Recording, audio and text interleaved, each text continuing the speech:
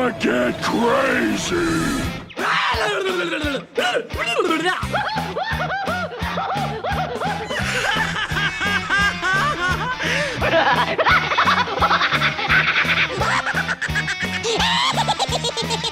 Most everyone's mad here. I'm back! Welcome everyone to AniMat's Crazy Cartoon Cast! Did you all miss me? I certainly missed you all. Oh boy, but don't you worry, I am back, and this podcast is back, and bigger and better than ever. Now, the first thing I want to go and address is just what the fridge happened last week. Considering that it's not every day that I would just skip out on a whole week of AniMat's Crazy Cartoon Cast. So what exactly happened? Well, the long story short of it all is that last week was just so dry of animation news and entertainment news and just anything really for me to go and have a discussion about it and to put in some insightful commentary about it, that I decided that instead of just forcing out a week episode, I decided to just go and skip it entirely. Oh, and thank you, Meta Ralph, for that little subscription there. And on top of that, I figured, well, considering that, like, maybe there might have been a few things to go and talk about, but it would be better to just save it until the next week when there's going to be a lot more, especially with San Diego Comic-Con coming up, which is exactly what I have done, as you could see. However, there's also something that I want to mention, considering that I wasn't on AniMat's Crazy Cartoon Cast last week. I did coincidentally appear in 2 other podcasts that I would like to go and make an immediate plug. And the first of them that I want to talk about that I have appeared in is the POS podcast. You might remember Paleo Steno's podcast.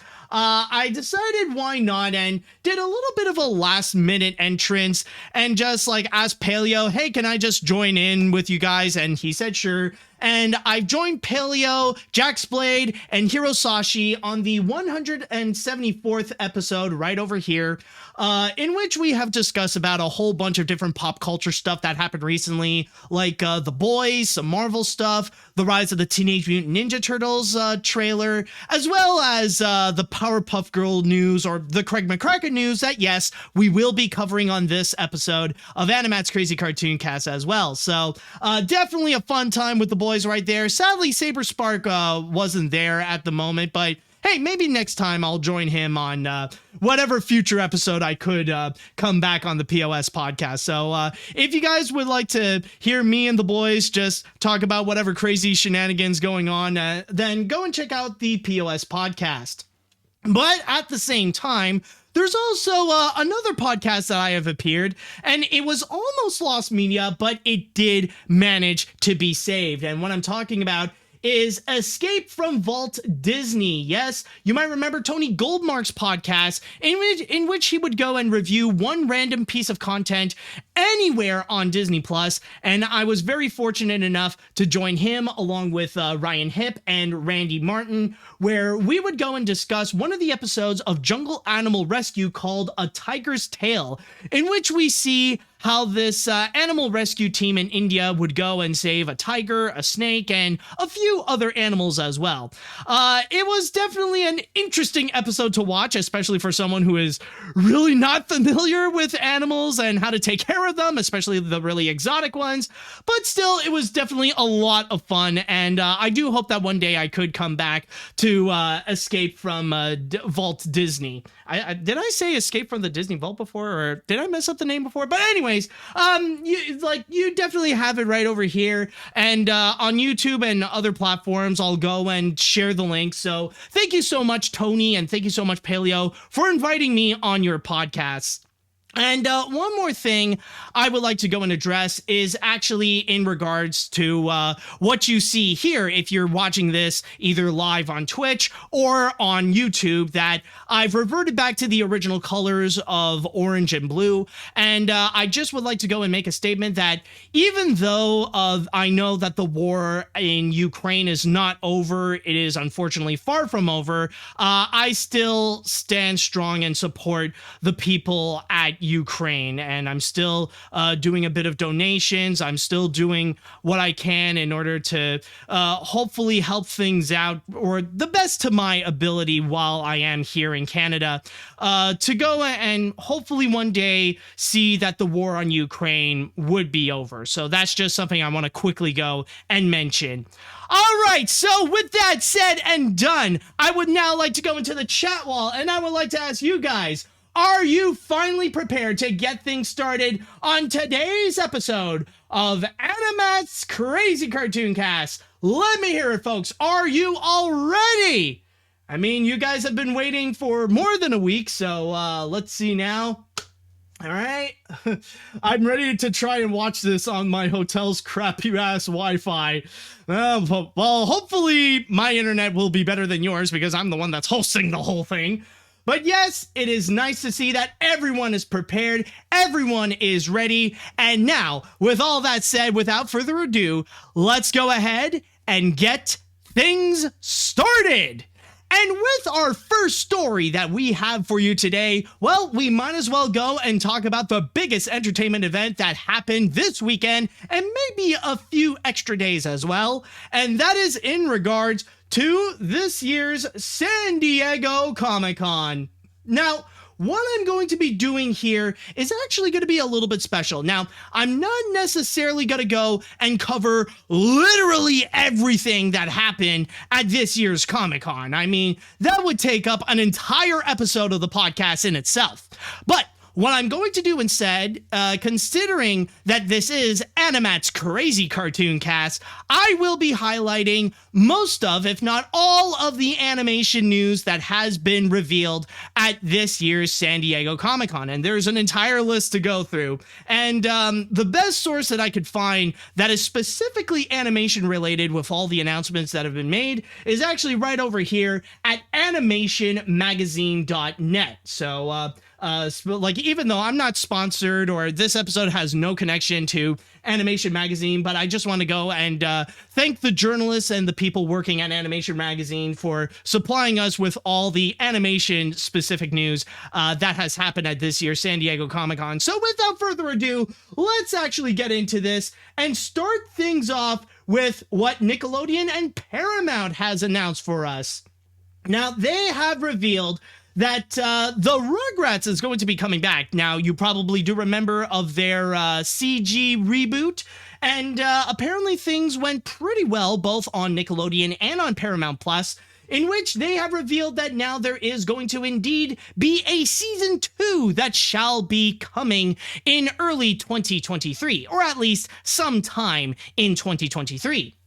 The next announcement that has been revealed is actually from Disney, in which they have given us not just our first look, but they have also given us a list of the guests and the recurring people that will be appearing in Marvel's Moon Girl and Devil Dinosaur. And there are a few familiar names that you can actually go and find here, which actually does include Wesley Snipes, Jennifer Hudson, Daveed Diggs, Andy Cohen, Allison Brie, Cliff Method Man Smith, as well as Craig Robinson, Utkarsh Ambudkar. We also got Ian Alexander. We also got Gideon Adlon, Pamela Adlon, and several others. And again, this is going to be coming soon in 2023, but with this, it's going to be on Disney Channel as well as on Disney Plus. Now, moving right along, we also got, this special right over here, and quite literally a special. Now, this is apparently going to be a first ever SpongeBob Universe crossover special, in which it is called The Title Zone. And this is actually going to be a crossover between SpongeBob SquarePants, The Patrick Star Show, and Camp Coral. So, oh, and by the way, thank you so much, Edward Bova, for the subscription right there. But anyways, back to what I was talking about. Yes, the Title Zone. So it's going to be a crossover with all the different SpongeBob shows now appearing in this one anthology special that's like a parody of the Twilight Zone. And in there, I do believe they did put in like a bit of a plot that does connect all these things together. I do believe it's, right over here. So it states, The title zone is a journey into an hour of television where two dimensions can become three. A French diver wears black, and that French divers can wear black ties. Observe a tale of both comedy and caution, of satire and stupidity. Minds may switch, bodies may shrink, and robots may rise in the title zone. So that apparently is going to be coming soon at the end of the year, which will be in November of 2022, or, well, this year. And that's going to be happening on Nickelodeon. Then following right along, we also got a trailer for Season 4 of The Dragon Prince. Next up, we also got a little bit of a preview with the reboot of Beavis and Butthead, which will be coming very, very soon on Paramount Plus, which actually will be in the next few weeks, considering that it is going to be starting in the beginning of August. Then following afterwards, we got a new Hulu series called Koala Man, in which they have revealed some new cast members that are joined in. Now, for those of you who don't know what Koala Man is, this is actually going to be brought to us by Smiling Friends Michael Cusack along with Justin Roiland.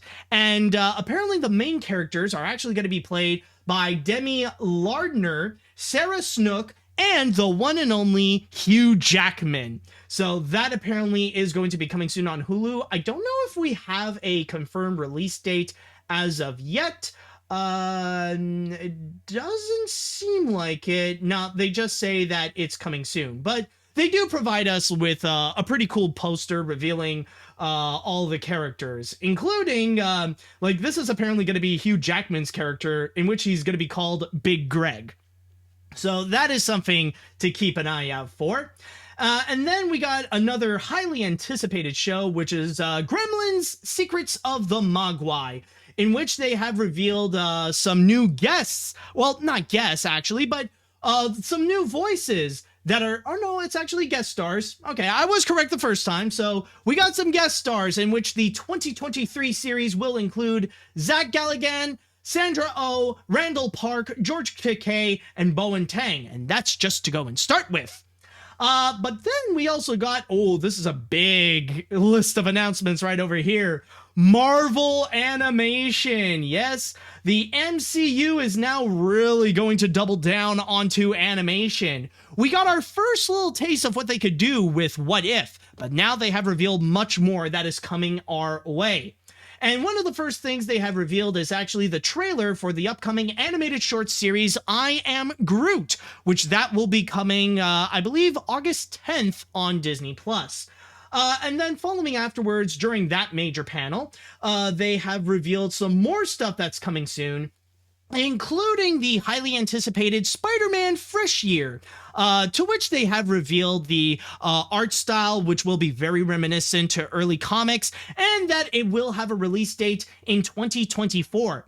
However, I would like to add that I have heard some controversies with Spider-Man Freshman Year, especially with the fact that some people are now really debating rather if this does belong in the MCU, because the big thing about Spider-Man Freshman Year is that this is technically supposed to be a prequel to the MCU Spider-Man films, like how Peter Parker ultimately became the Tom Holland Spider-Man that everyone knows and loves in the MCU.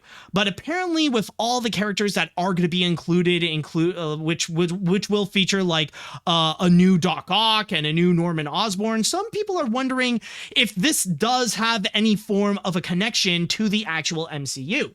But then again, we will have to just wait until a while, considering that, again, it is going to be coming out in 2024 on Disney+. Then afterwards, they have revealed some new things in regards to What If Season 2.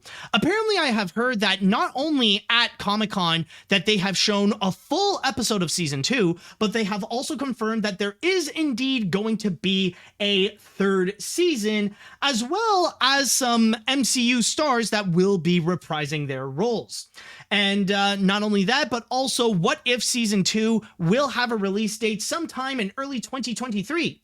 But not only that, though, but they have also revealed some new stuff that's going to be coming soon with the spin-off of What If, Marvel Zombies, in which that is also going to be airing later in 2023 on Disney Plus, and even promising that they're not really gonna go and hold back, that this ain't gonna be kid friendly. In fact, some people, like, you could correct me if I'm wrong, but I have heard rumors that apparently it will have a TVMA rating. So yeah, like, this ain't gonna be a kid-friendly content that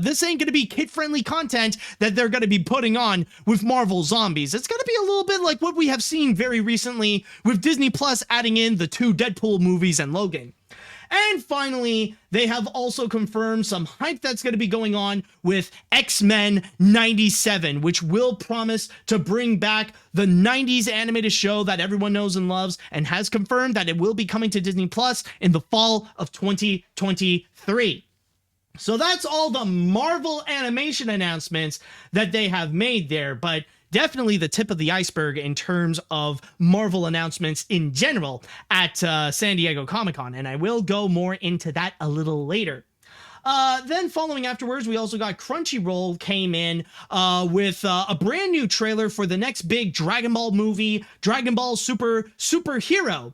Then next up, we also got Nickelodeon coming in with a new announcement on the cast for the next Transformers series, Transformers Earthspark, which not only will be coming to Nickelodeon, but also on Paramount Plus. And it will be featuring some familiar names among the cast, including we got Dietrich Bader, which will be in which he will play Mandroid, but more especially is actually going to be Alan Tudyk, in which he is going to be voicing Optimus Prime. So that's going to be really interesting. I'm not 100% sure if they do have a release date as to when this series is going to be coming out, but this is going to be their big moment where now Nickelodeon and Paramount is going to have, well, Paramount has always had Transformers, but this is going to be the full Nickelodeon intro to Transformers. Or maybe that they have before, but then again, they were probably not as big as like some of the recent Nickelodeon shows like Teenage Mutant Ninja Turtles and stuff like that. You guys know what I mean? But anyways, we know that's going to be coming soon. And one thing I do want to comment that has kind of like, you know, kind of set me back a little bit freaked out, is apparently like the teaser art that they have over here. And I don't know what it is, but like these little girls' eyes, I don't know. It's like you see what I'm talking about over here, right? It's almost as if they took the little girl from, they took that same little girl from the Sea Beast and just like really enlarging their eyes. I don't know. Am I the only one that's like a little bit weirded out by like the gigantic eyes, the unnatural giant eyes that the little girl has? I don't know. Maybe it's just me. But anyways, then there is another massive announcement that they have made, in which it is actually related to the first movie that's going to be coming out from Avatar Studios. So you probably have heard earlier that when it comes to Avatar Studios, one major thing that they want to do is a trilogy of movies, that they want to put out 3 movies inspired by Avatar: The Last Airbender.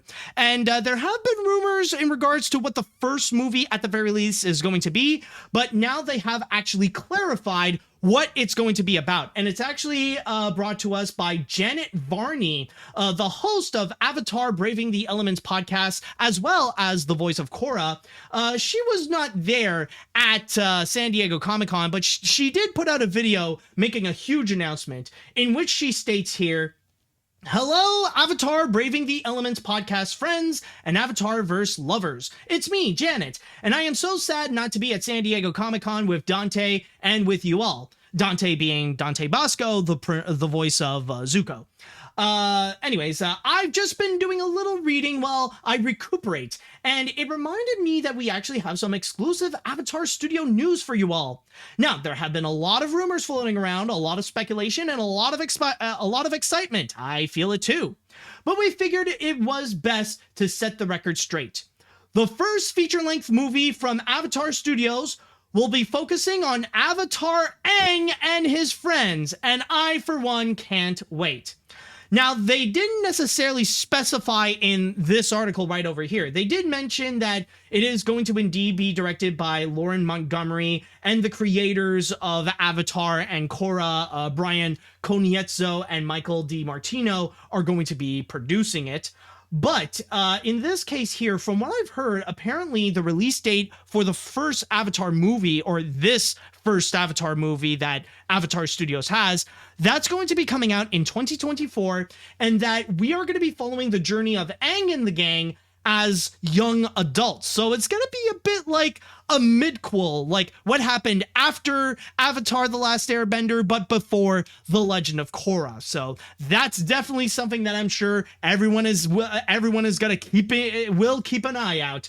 All right, and then we also got other announcements, maybe not necessarily related to Comic-Con, but that Animation Magazine did put out, including a bit more info and new clips in regards to the upcoming special LEGO Star Wars Summer Vacation, a new guest star lineup for the upcoming season of Craig of the Creek, which will include Missy Elliott.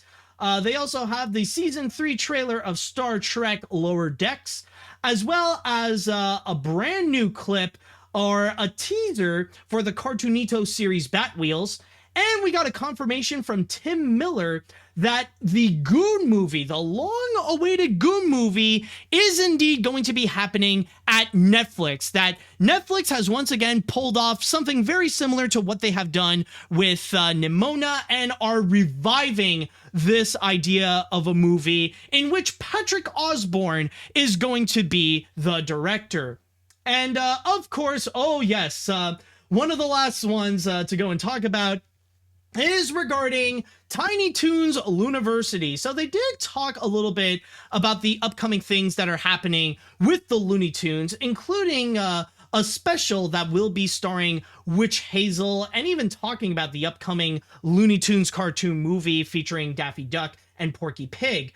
But the big one that they have revealed is actually in regards to what's going to be happening with Tiny Toons Looniversity, which will feature not only a brand new cast, but as well, there is a little bit of a controversy with this series right now, especially with the fact that apparently Babs and Buster are now going to be siblings, that they're going to be brother and sister.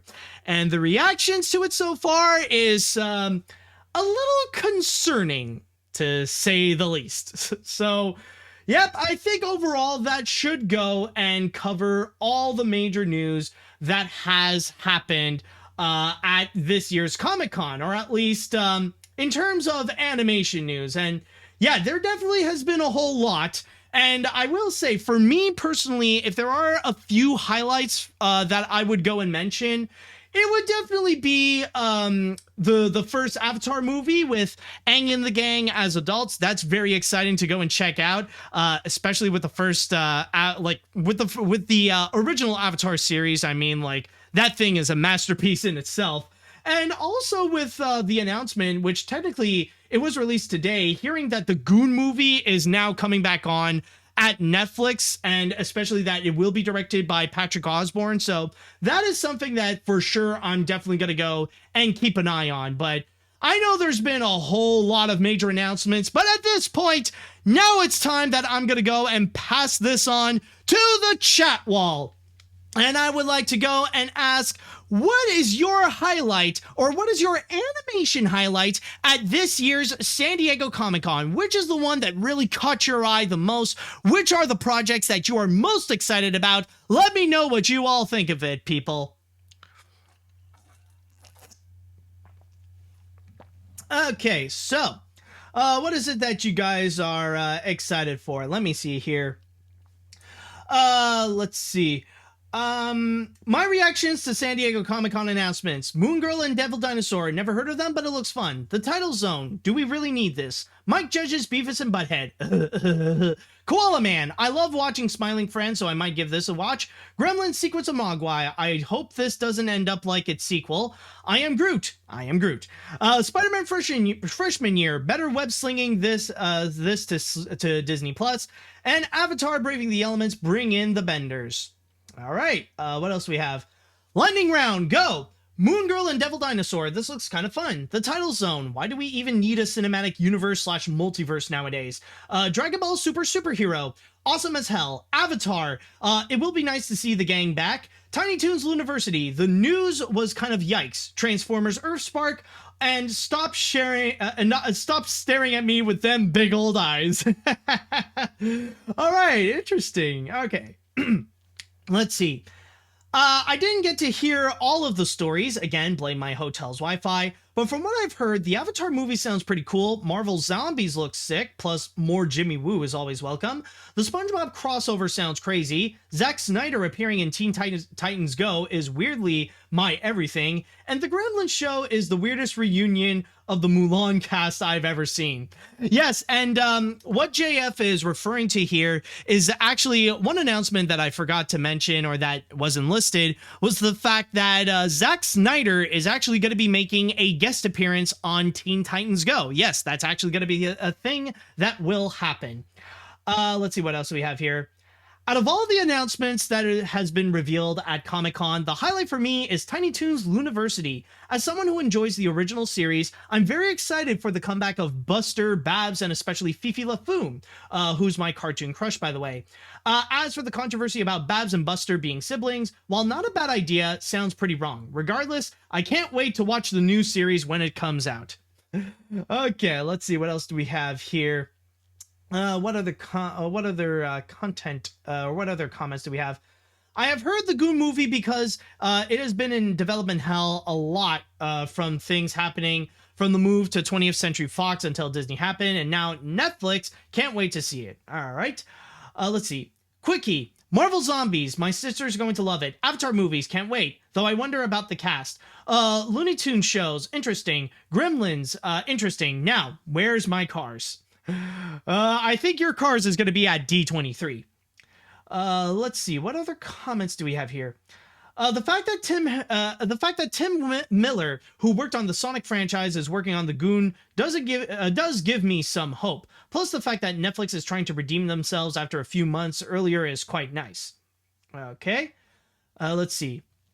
While I missed out many announcements due to having a vacation in LA, such as visiting Sony, Warner Brothers, and Universal, the one that caught my attention are Avatar, Marvel, both live action and animation, Shazam 2 trailer, and that's it. Live action, they look promising, so I hope they're all worth the hype. All right, I think I'm going to go and read one more comment before we move on to the next story. There were a lot of animation announcements, but some of my highlights were I Am Groot looks cute, Spider-Man Fresh Year, I am hyped, Marvel Zombies sounds exciting, The Goon, I'm glad it will see the light of day, and Tiny Toons University, the controversy scared me. All right, so that's pretty much all the major animation news. I know it seems like a different coverage to go into, but it really was a major lightning round of just like highlighting most of the major animation news that has occurred. So definitely was an interesting round this year, and we'll see what happens in the next San Diego Comic-Con next year.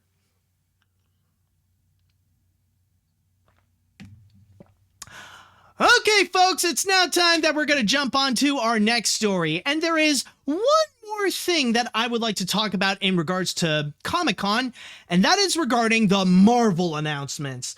Because I think it is safe to say that out of all the announcements that have been made at this year's Comic-Con, none could ever be more bigger than the things that Marvel has announced. And not only have they revealed what's going to be going on for the rest of Phase 4, but they have revealed what is the big game plan with the current saga that we are in now. And yes, we are in a new saga, which is called, actually, the Multiverse Saga. Apparently, that's going to be the whole saga that will be covering Phase 4, Phase 5, and Phase 6.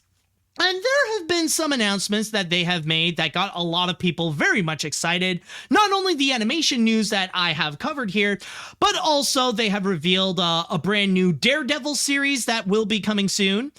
They have revealed that at the end of 2024, that's when the long-awaited comeback of Fantastic Four will be happening and fully integrated into the MCU. And finally, the biggest of them all is the fact that in 2025, you're going to get not one, but 2 Avengers movies that will cap off the multiverse saga. The first of which is called Avatar: Kang's Dynasty, or the Kang Dynasty. Whoops, excuse me.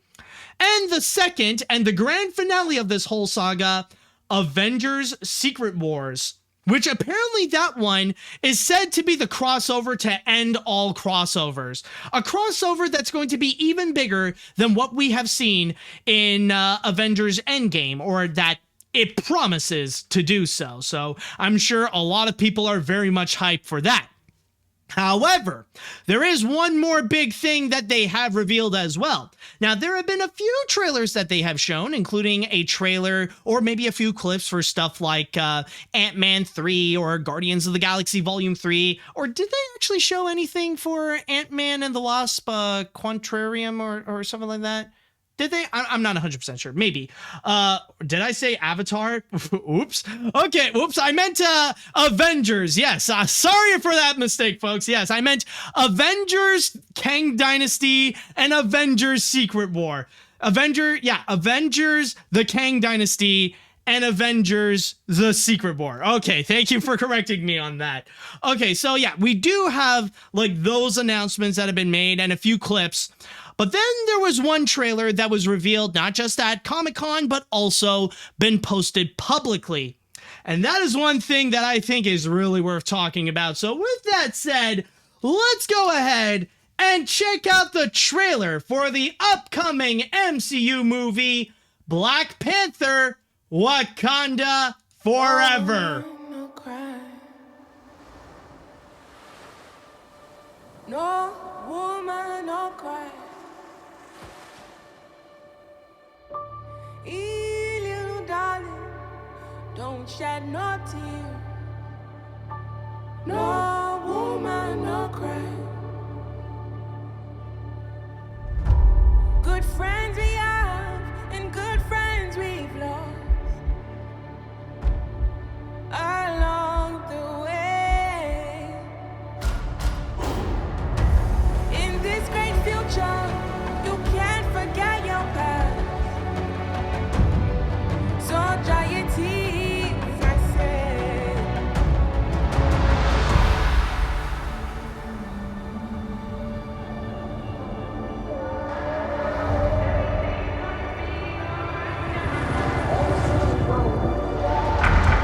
Everything's gonna be alright.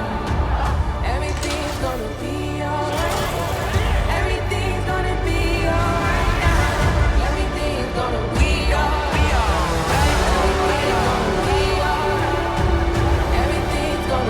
alright. I am queen of the most powerful nation in the world, and my entire family is gone. Have I not given everything?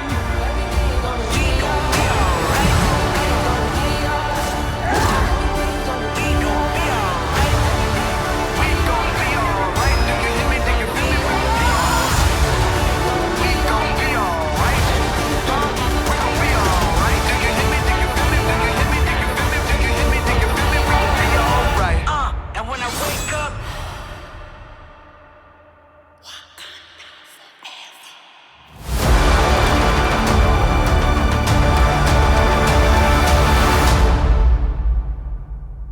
And that is Black Panther: Wakanda Forever, which is going to be coming later this year on November 11th.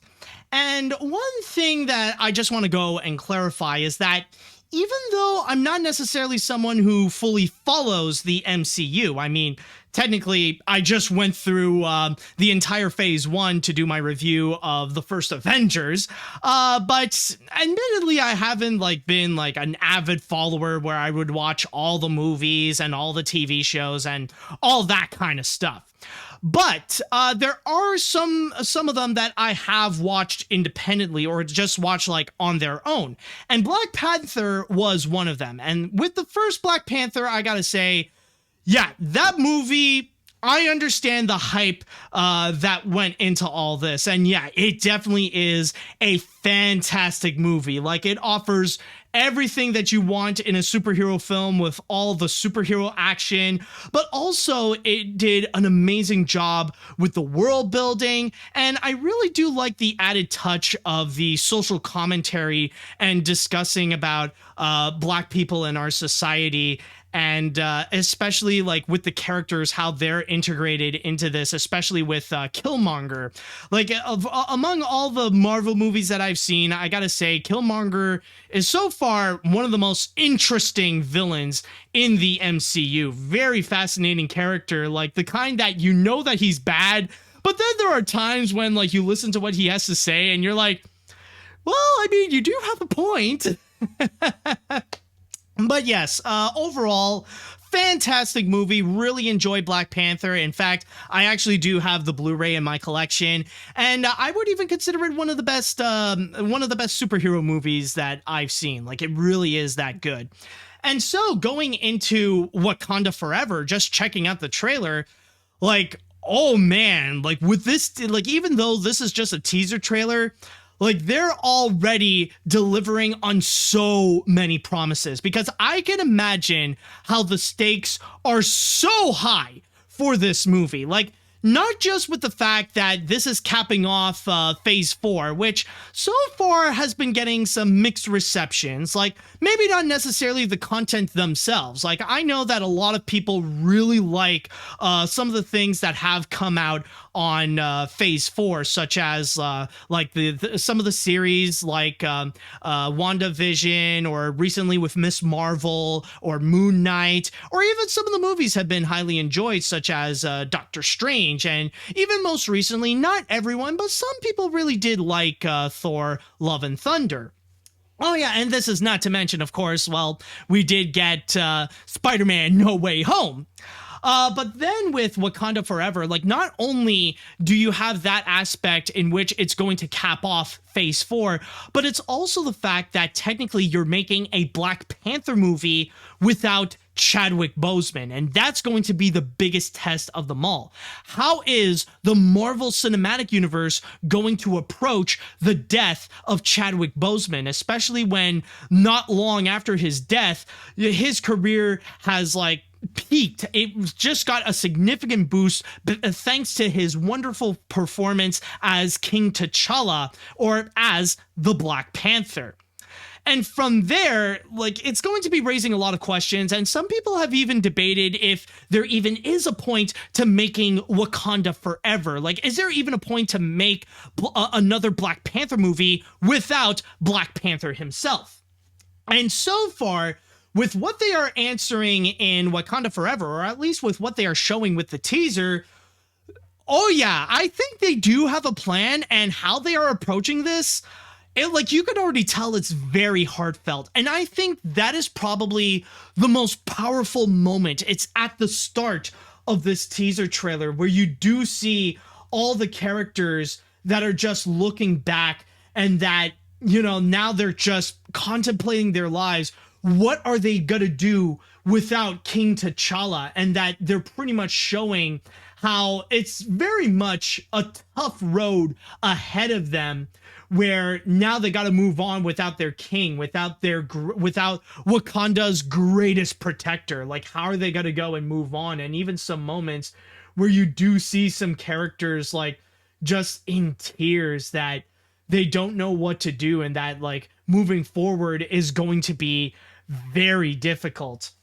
And even like you do have like one quick moment where some Wakanda people, I believe, no, not over here, it's there's this one moment where you see them playing the drums, and there's like this mural behind them of King T'Challa himself. Fudge nabbit, where was it? It was such a great shot also. I'm sure I can find eventually. I'll just keep talking, and like I'll find it. I'm sure it's here somewhere. Ah, here it is. Yeah. Where you see the Wakanda people playing the drums, and then like you see, there he is. You got our boy Chadwick Boseman, King T'Challa. You know, that really nice mural right over there.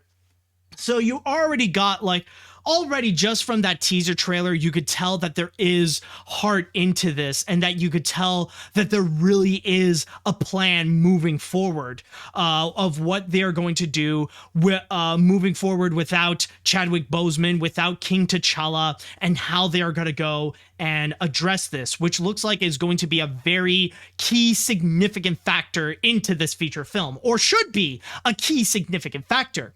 But not only that, but there's also the typical superhero aspects that you are going to get, especially with the action that they have promised right at the end, where it looks like there's going to be this three-way battle between the Wakanda people, with the CIA, with their modern technology, and on top of that, I did do a bit of research, but you also got the people of Atlantis.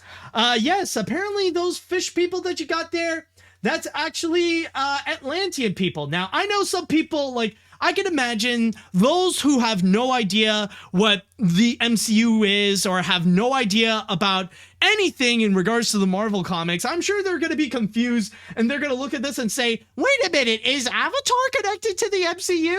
Hey, maybe I was wrong. Maybe I was right at the beginning. Maybe it's not the Avengers. It's actually Avatar Secret World and Avatar the King Dynasty.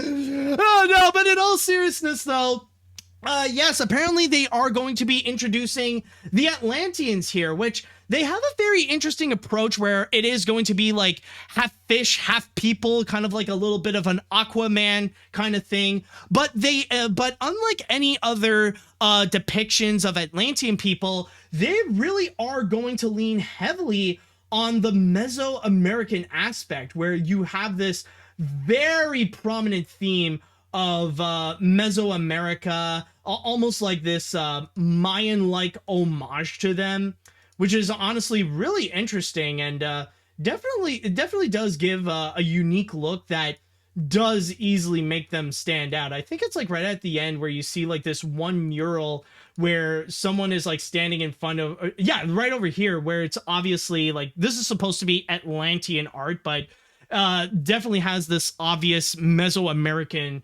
tribute to them. And not only that, but also the factor of other heroes that are going to be appearing.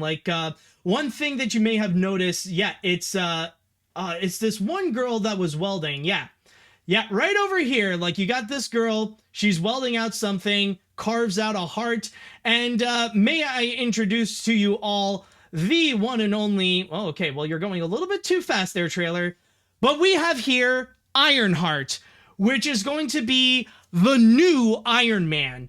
So, we now have our full introduction to the character. She's also going to have a Disney Plus series that is going to be coming soon. So we also got that aspect where we are going to be introduced to significant characters that will be making major appearances on in the MCU and in other major projects. So that is also something to go and look forward to. But also, I just want to add, a lot of the action here, just from this teaser, it is also very interesting, and it feels like it gets intense, and it actually feels grand as well. So that's also something that I feel is going to be very exciting when watching this. So I feel overall with this trailer right over here, it really does sell beautifully of what Wakanda Forever could potentially be.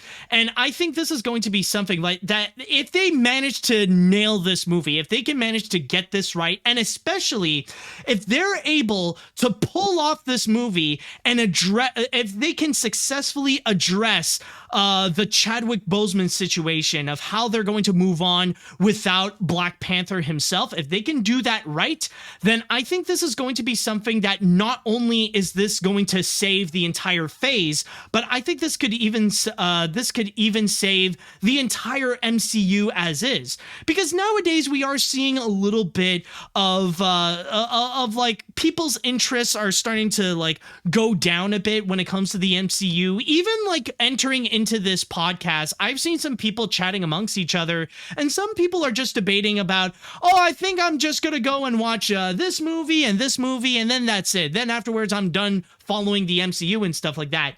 But if they can manage to successfully sell this well, if they can manage to pull this movie off correctly, then I think the interest in the MCU is going to significantly skyrocket. I mean, already, like, the announcements that they have done at San Diego Comic-Con really is a big help, but I think with the addition of Black Panther Wakanda Forever, if they can even get close, like if they're even just near the levels of what the first Black Panther managed to accomplish, then I think they got a real winner on this. And I think this is going to stand out as what could possibly be the best movie of Phase 4, even like going above and beyond what Spider-Man No Way Home did.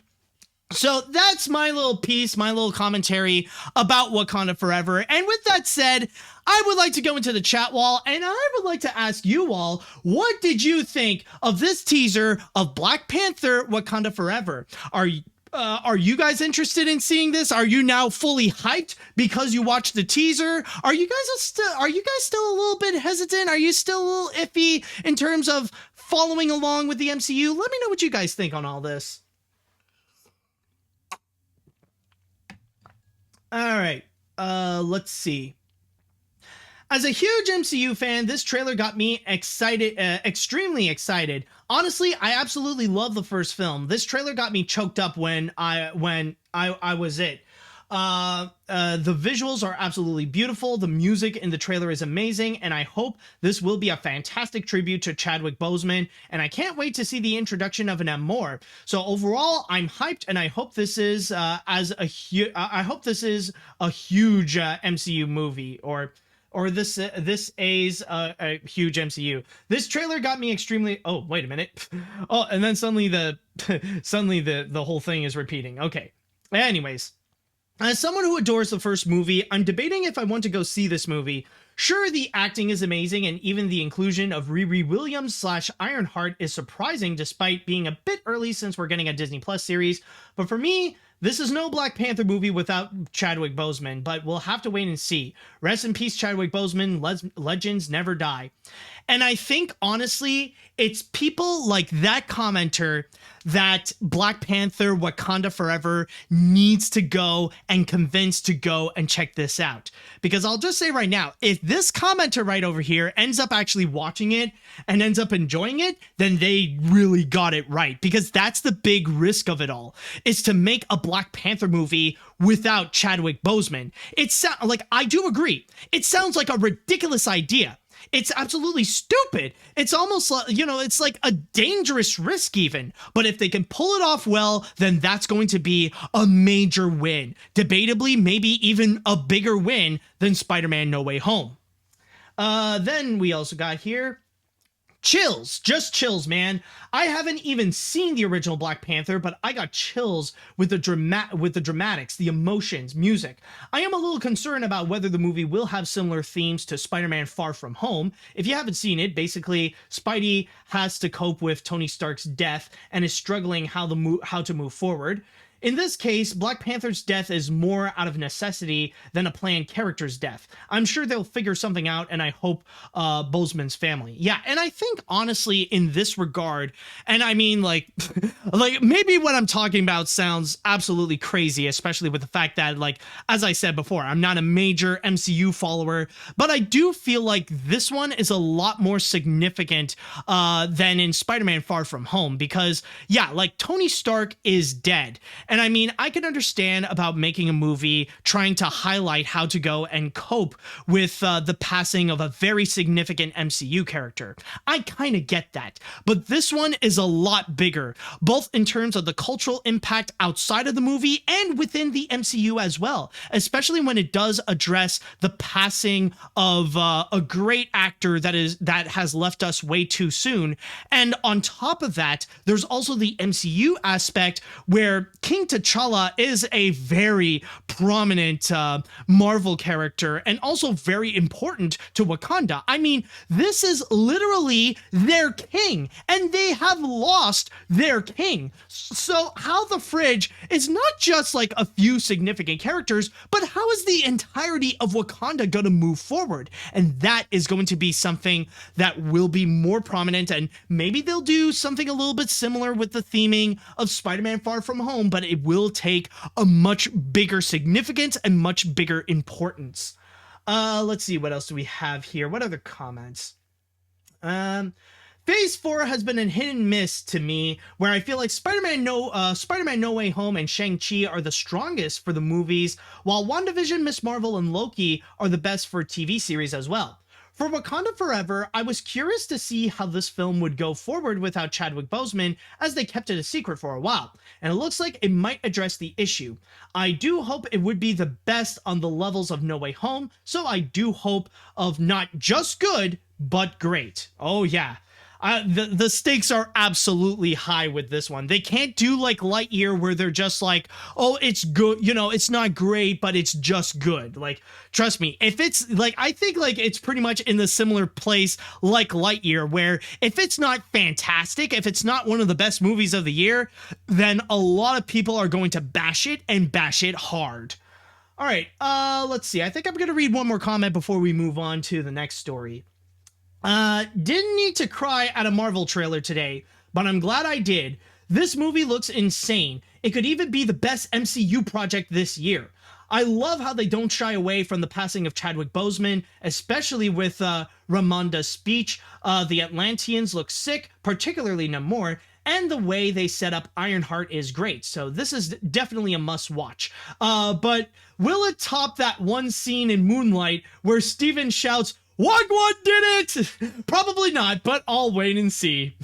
Oh yeah, I'm sure that, yeah, I know that there are a lot of great significant highlights and great memes that came out of Phase 4. I mean, like, even with Thor Love and Thunder, like, how can you go and top a moment where you end up seeing Chris Hemsworth's butt? You know? So, but who knows? Maybe Black Panther Wakanda Forever might actually find a way to go and deliver it. All right, so with that said, I could definitely see how there's a lot of hype for it. A lot of people are definitely excited for Wakanda Forever. I know I am excited as well. So if all of you are interested and excited to go and check out Black Panther Wakanda Forever, then keep in mind that the movie will be coming out later this year on November 11th.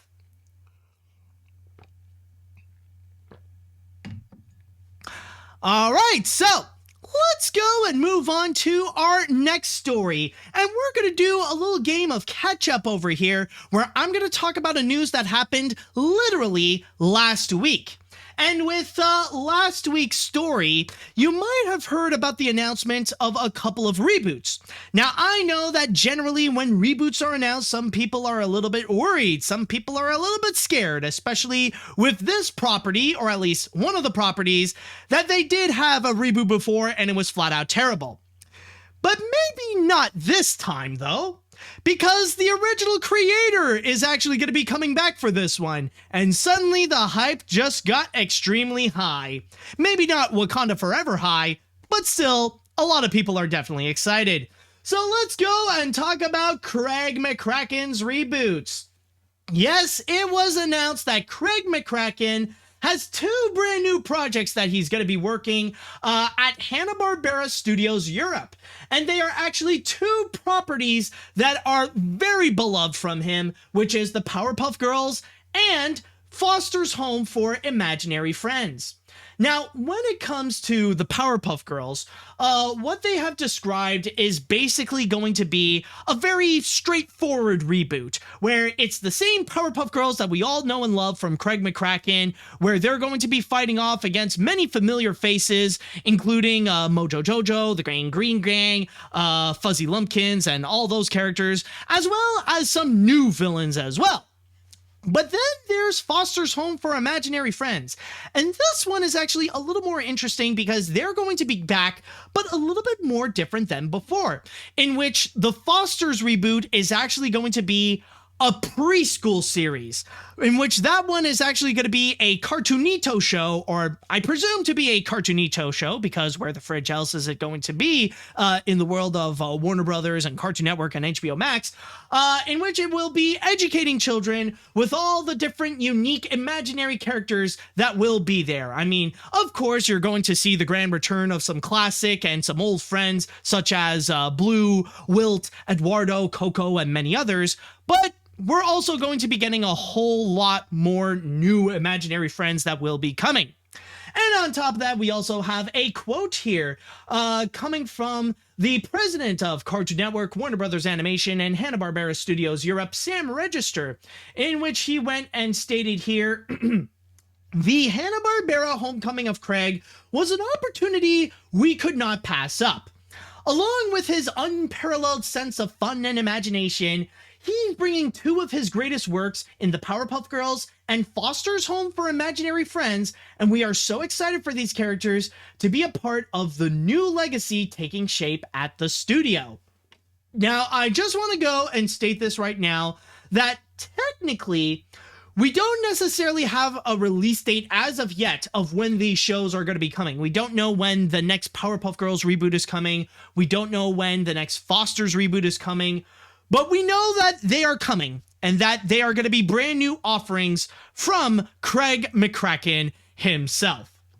Now, let me just go, well, actually, before anything, I just want to go and put this major statement that technically I did talk about this a little bit. I told you that last week I was in the POS podcast and I had a chat with, I had a chat with Paleo, Jax, and Hirosashi, and we all discussed about like the reboots of what's going to be happening. And a lot of what I'm going to be saying here will be repeating what they have said, because they have brought up some amazing points as well.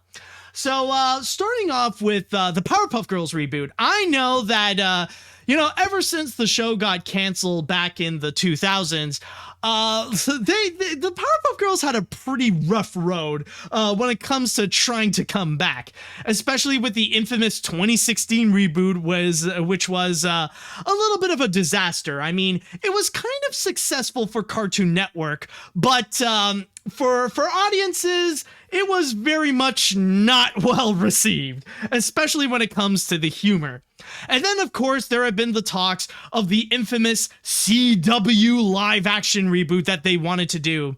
And that has been in production, that's been in development hell for a while. And apparently, with the reports that this new reboot has been coming up, apparently they have been stating that we might still be getting that reboot, that might still be going on, so who the fridge knows. And someone even brought up that apparently there is that Powerpuff Girls anime that also happened, which I guess we can all safely say that it's the best thing that came out of the Powerpuff Girls after the Powerpuff Girls. So yeah, with all that said, the Powerpuff Girls have had a pretty bumpy road. And I don't know if the reboot is still happening, but I just got to say this. Is there even a point anymore to have that CW live action reboot? Especially now that we are going to get not only another reboot, but we're getting a reboot from the original creator, in which he is going to have a lot more of an input on this reboot, more so than any of the other reboots that came before it. And also, I just want to add that technically, I would like to say that this is not necessarily a reboot per se, because of the fact that from what they're describing, it's going to be Craig McCracken coming back to take care of the Powerpuff Girls and stuff like that. Like, this feels more like an expansion. Like, now we're going to get season 7 onward, It's a lot like with what Hulu is doing with Animaniacs. It's not necessarily a reboot per se, but it feels more like a continuation to the original show. Yeah, there has been like a major gap in between like the original series and this reboot that we're going to have, but still though, if they're going to, if they're rebooting the Powerpuff Girls in the same way that we all know and love them from before, then that's definitely going to be exciting. However, there is one major concern that the POS gang has actually brought up, and it was a very, very good point. And one thing that is concerning, like, yeah, even though Craig McCracken is back taking the helm of the Powerpuff Girls, and that is very exciting to hear, but one thing I'm worried about is in regards to, yeah, and some people are bringing it up, what are they going to do with Professor Utonium? Especially with the fact that Tom Kane has officially retired from acting because of his unfortunate stroke. Like, what are they going to do with him? I mean, yeah, like, of course, they're just going to go and recast, but it's going to be hard to find someone to go and replace someone like Tom Kane, especially when he was a very prominent voice actor and has that very rich voice that it's honestly pretty hard to go and replicate, like, especially if you want to find a brand new Professor Utonium, it will be tricky to find someone that is going to be new, and I think that's going to be the toughest part to try to go and, you know, to get into this Powerpuff Girls reboot, regardless of who's going to be in charge of it, whether it be like anyone in Cartoon Network or at Warner Brothers, or even if it is directly from Craig McCracken himself. I think that's going to be a major challenge, but if they can find someone who can do a very solid Professor Utonium and can actually capture the spirit of the character, not just sound like him, but actually feel like Professor Utonium, who does carry a lot of the heart of the Powerpuff Girls. And I think that's one role that Professor Utonium has that not many people, I feel like, don't actually mention about him, is that he really is the heart, as like the father figure of the Powerpuff Girls. You know, like, I feel like he is very significant and very important to the show as much as the girls themselves. So if they could get Professor Utonium right and get a good voice actor that can do justice to Utonium, then I think the show would be, you know, I think the show will go very fine. And then there is also the Foster's Home for Imaginary Friends reboot. And that one I actually do find to be very interesting. And again, this is something that I think Pilio or Jax, they actually brought up a very, very good point about this. It's actually the fact that out of all the old properties from Cartoon Network, I think it's actually perfect that they picked Foster's Home for Imaginary Friends to turn that into a preschool series. Like, I would even say even more so than the Powerpuff Girls, because if you really do think about it, with Foster's Home, with that one, like, you're like, the whole concept of it is that you're in a house filled with many unique imaginary monsters, because it's almost like it's Craig McCracken trying to channel Jim Henson in a way, where you do look at all the different imaginary creatures.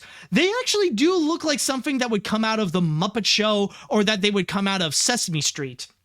And especially like not just that, but like not just with the creativity and with the imagination of it all, but also like it's also a very vibrantly colorful series.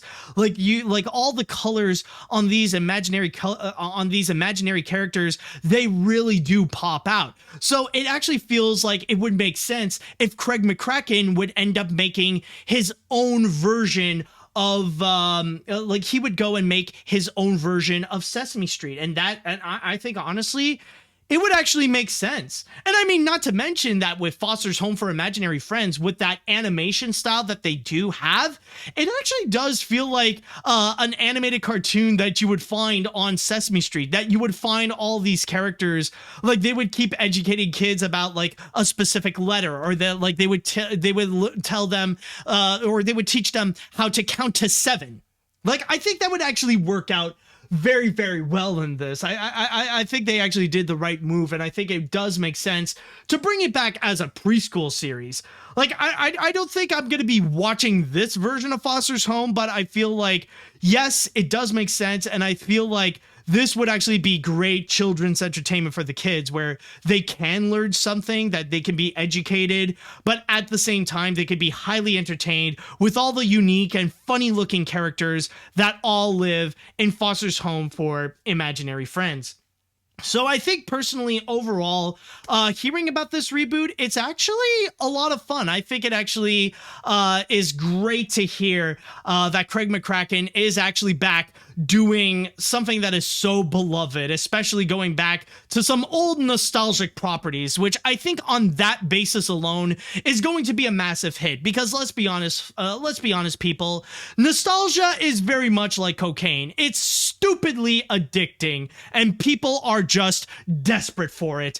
And honestly, with that said, it makes it very interesting to see that we're kind of entering in this new phase of Cartoon Network, in which now not only are they adapting into the streaming age where they're kind of sharing space with HBO Max, but also we're seeing a lot of old maestros coming back to their old homes. Like, not just Craig McCracken coming back to do like the Powerpuff Girls and Foster's Home for Warner Brothers, but we also have Genndy Tartakovsky coming back to Cartoon Network with Unicorn.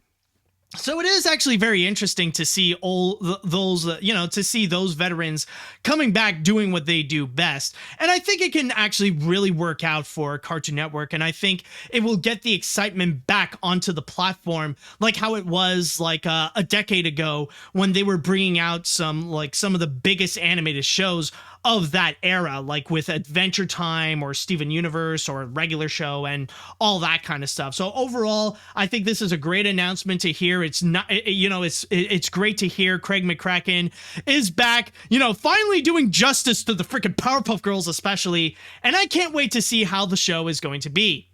All right, so with that said, I'd like to go into the chat wall, and I'd like to ask you all, how do you feel about Craig McCracken's reboots of both the Powerpuff Girls and Foster's Home for Imaginary Friends? Are you guys excited for those ones? Do you have any little concerns about it? Let me know what you all think about it. Okay, let's see what we have here. This is really exciting. Craig McCracken is an extremely talented creator, and him taking Foster's Home for Imaginary Friends is a different direction that could work. As for the Powerpuff Girls, I think having McCracken back is a great idea, so overall, I'm excited. And I think we could objectively say that the Powerpuff Girls continuation will be better than the live-action CW series, which is still in development for some reason. Yeah, I guess the CW just doesn't want to give up on the Powerpuff Girls. Like, they really, they're so desperate to have like another, to have some kind of successor. Like, after the success that they've had with stuff like Riverdale and Sabrina, now they want to try it again with like Cartoon Network shows, like with the Powerpuff Girls. It does make me wonder, if they're really desperate for that, how long are we going to wait until we hear about a Dexter's Lab CW live action reboot? You never know if they want to go and do that. Okay, let's see now. Wow, Cartoon Network really looked at the CW Powerpuff Girls series and said, when I asked, when did we become a joke? No more. They will fear us again. When the CW reboot falls from the sky. Do you understand me, Craig McCracken? Do you understand me, son? And you also want to make Foster's Home reboot while you're at it? I go on about it, but this is a long reference, and I don't want to run out of okay, well, you're done there. Okay, let's see. I guess after seeing the 2016 reboot and the CW live-action reboot, McCracken just took the Infinity Gauntlet and said, fine, I'll do it myself. I loved watching both these shows when I was a kid. So learning that both of these getting a reboot by the original creator makes me really excited. Maybe not as much for Foster's, since that will be for preschoolers, but I'll check out the Powerpuff Girls when it comes out. I just hope that they will keep the violence that the original show was rather known for. Oh yeah, I think honestly with Craig McCracken in the helm, like they want to make sure, like I think like a big thing with the Powerpuff Girls reboot is to learn not to mess up, like to hopefully it will be to learn from the mistakes of the 2016 reboot and give people a lot more about what they loved from the original show. Like if they're really going that far to bring back Craig McCracken, then I think it's going to be a lot more like how we remembered it. Let's see what else we have here. Okay, so for Foster's is a preschool show. Well, I'm going to support it, but not watch it. I'm sure it'll be good, but it's a little too young for me. As for the Powerpuff Girls reboot, I feel like it'll have a lot of unnecessary expectations like Lightyear. I'm going to watch it, of course, but I'm prepared for bad faith takes about wokeness. I'm going to miss Tom Kane's voice from both shows, but yeah, this is going to be difficult to find a good replacement. Yeah, I mean, honestly, you never know. In this day and age, it wouldn't surprise me, especially nowadays when you do see those white nationalist shows, those white nationalist YouTube channels like Geeks Plus Gamers or Clownfish TV or The Quartering or whatever. Like the fact that they got triggered over the Animaniacs reboot, despite the fact that they're just doing exactly like what they used to do back in the 90s. It would not surprise me if they get triggered or like they would go into some misogynistic rants with the Powerpuff Girls reboot, even though they would be exactly like, even if they would be exactly like how they would used to be in the late 90s and early 2000s. Yeah, expect some rant videos from some angry incels pretty soon when that will come out. Let's see. Normally, I'd be opposed to animated TV shows getting rebooted, but with Craig McCracken coming back to return to the beloved shows he made, I feel like they're in good hands. I hope the Powerpuff Girls would return to form back in the late 90s and early 2000s, but for Imaginary Friends, I would pass as it's going to be aimed at preschoolers, which is fine, but make Blue a bit more of a likable character this time, and as he was selfish, self-centered in the original.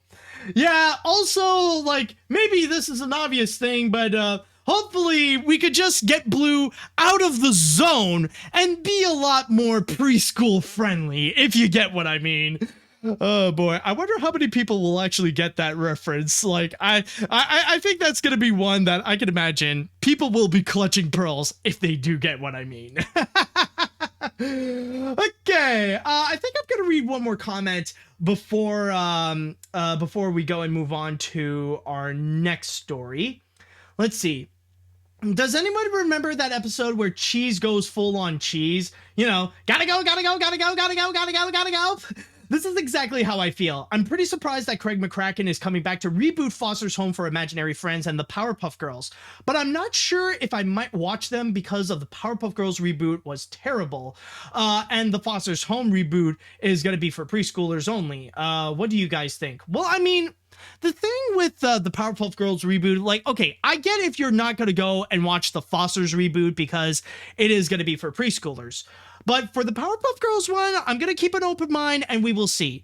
Maybe it's going to suck. Maybe it's going to be great. But for now, I'm just going to keep an open mind and we shall see. But I will say they did a good job catching my attention with the fact that Craig McCracken is going to be coming back. Hopefully, maybe like the original girls are also going to come back too to voice them. All right, so I think that should be it, actually. So, yeah, we don't know when they're going to be coming out, but it's great to hear that the original creator will show us how to properly do a reboot of the Powerpuff Girls, and as an added bonus, to reboot Foster's Home for preschoolers. Oh, great. I already see a few people like now the fact that I mentioned cheese, like people are just going to go and like reference cheese. Like I already see in the chat wall, people are like, I like cereal. And another one, and immediately afterwards, another one who's going like, I got a carrot. Okay, now moving on to our next. Oh my God. And now there's more. Now there's even more. Like some people are like chocolate milk. Okay. Anyways. Let's go and move on to our next story. Now, in the next one that we have over here, let's talk about a big announcement that happened last week in regards to Netflix. Now, Netflix has officially revealed what happened in their second quarter, and apparently they have taken a smaller L than we expected. Now, this doesn't mean that Netflix got a massive win, but they came up by saying that their L is not as big as they expected, and that is enough of a reason to go and celebrate. Where people have expected that their subscription number would go down by 2 million, but in fact, it actually just went down by 1 million, and that's it. And on top of that, considering with the announcement, it did help the stocks of Netflix to get a little bit of a big boost. So, that is nice to see. That is nice to see for Netflix's businesses. I mean, they didn't go fully back to how they used to be, but I mean, hey, a boost is a boost, am I right? But on top of that, they have also made some announcements, including the infamous ad tier that is actually going to be coming soon, and that they will be integrating by the start of 2023, as well as some other controversial stuff like how they're going to approach people sharing Netflix and that they're going to charge others as well, which I can imagine that is going to go and make the stocks go back down for them.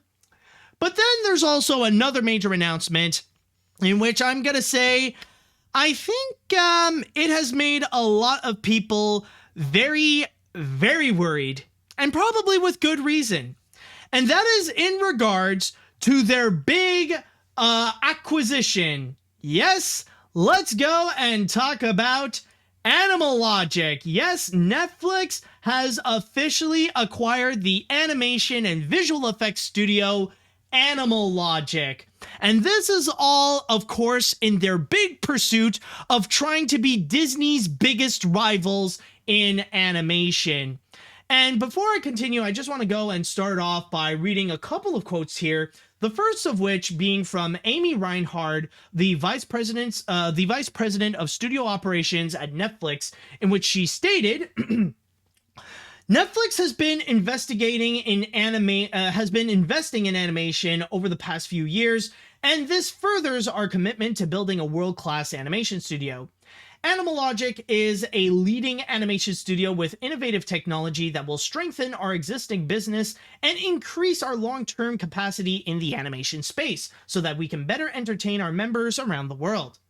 We also got a quote here coming from Zareh Nalbandian, the CEO of Animalogic, by stating, after 30 years of producing great work with great people, this is the perfect next chapter for Animalogic. Our values and aspirations could not be more aligned with Netflix in working with diverse content makers, producing innovative and engaging stories for audiences around the world. Our collective experience and talent will open new doors for all our team and will empower a new level of creativity and in animation. And by the way, just to let you know that Animalogic and Netflix are still they have previously announced that they would be working together. Not maybe not necessarily with the acquisition, but Animalogic already have some projects that they are working for Netflix. One of which being an animated movie called The Magician's Elephant, which will be directed by Wendy Rogers. And Ron Howard's first animated movie that he's going to direct, The Shrinking of the Tree Horns. And by the way, before I continue, I just want to go and make a statement for those of you who are not necessarily familiar about Animalogic and why this is such a big deal.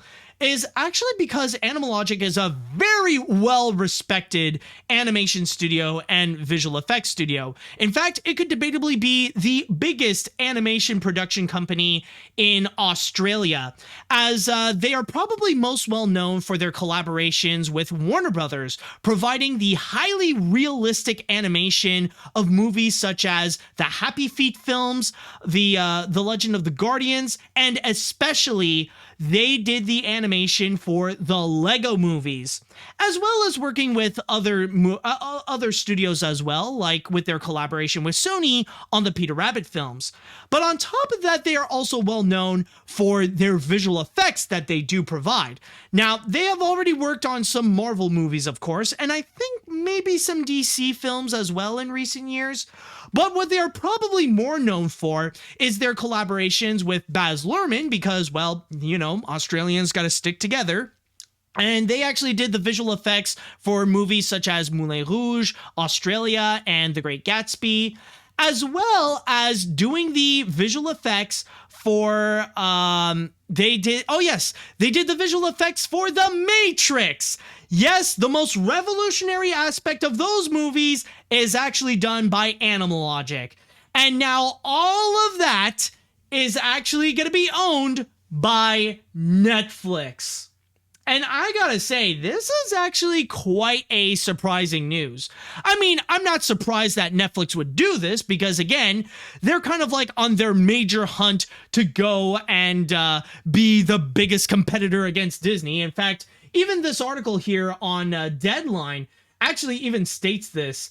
They actually said, it comes after Netflix CEO Reed Hastings said last year that it is building out its animation unit with the hopes to compete against Disney in family animation.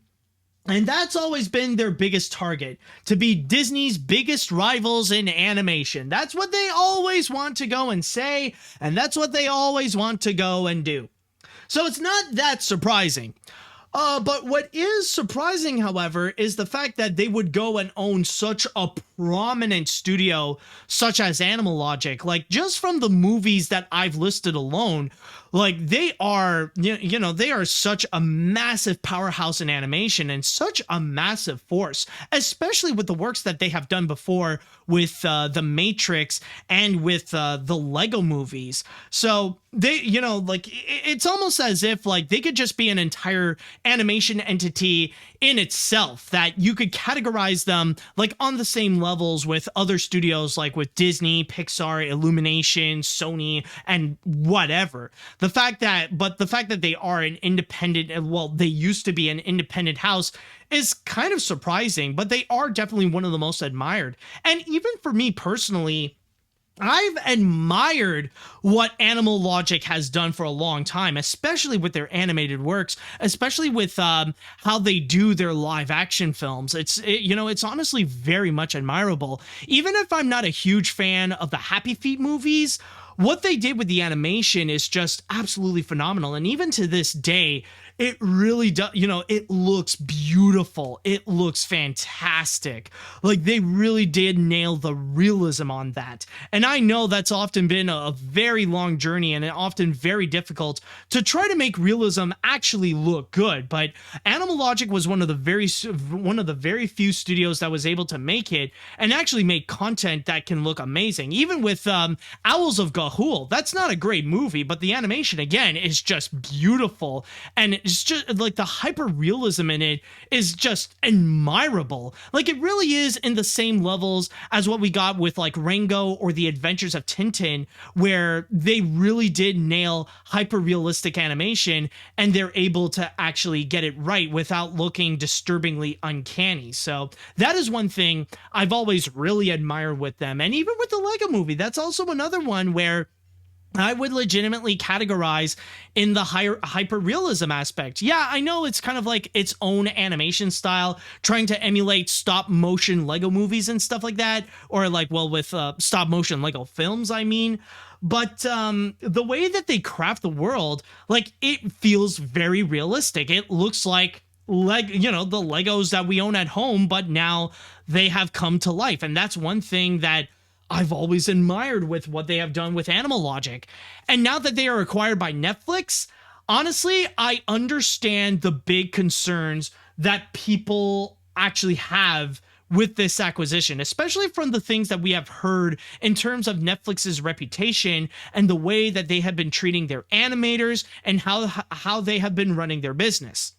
Now, one thing I'm just going to go and say right now, the only thing I will say in terms of being a devil's advocate is that technically, from what we have heard from Netflix and Netflix Animation, all the bad things and all the bad business decisions and like the business strategies that they have been doing, technically that would only apply to their animation division that's working on TV shows or working on animated series and kid-friendly